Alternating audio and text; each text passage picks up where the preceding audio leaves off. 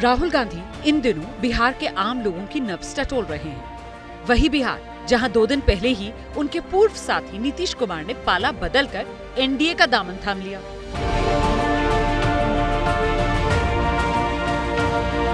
बिहार का राजनीतिक तूफान भले ही शांत हो गया हो, लेकिन इसकी टीस कांग्रेस को खूब साल रही है।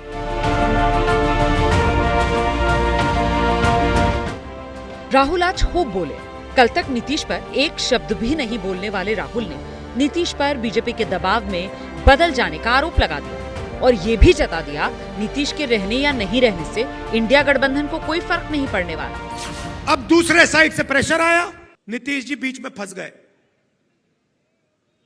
और बीजेपी ने उन्हें रास्ता निकलने का रास्ता दे दिया और नीतीश जी उस रास्ते पे निकल गए। सामाजिक न्याय देने की जिम्मेदारी बिहार में हमारे गठबंधन की है।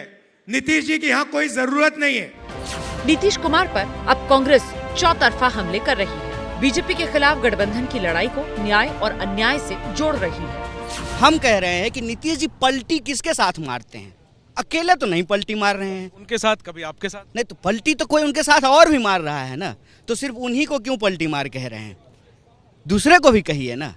हम कह रहे हैं कि नीतीश जी के साथ जो गुलाटी मार रहे हैं उनसे भी तो सवाल पूछा जाना चाहिए ना। ये संयोग नहीं है, भारतीय जनता पार्टी का घिनौना प्रयोग है जो हमेशा से वो करती रही है। लेकिन इस सब से न तो इंडिया अलायंस पे कोई असर आने जा रहा है और न राहुल गांधी के जज्बे में कोई कमी आने जा रही। कांग्रेस का एक एक सिपाही तैयार है, क्योंकि इस बार लड़ाई संविधान और लोकतंत्र को बचाने की अंतिम लड़ाई है। नीतीश कुमार के जाने के बाद इंडिया गठबंधन की सियासी साख दांव पर लगी हुई है। लोकसभा चुनाव से पहले ही एक एक कर साथी बिछड़ते जा रहे हैं। नीतीश और ममता के बाद गठबंधन के कई और साथी भी सीट शेयरिंग पर कांग्रेस को आंख दिखा रहे हैं। लेकिन इस सब के बीच सबसे बड़ा सियासी सवाल यही है कि आखिर गठबंधन का भविष्य क्या रहने वाला है।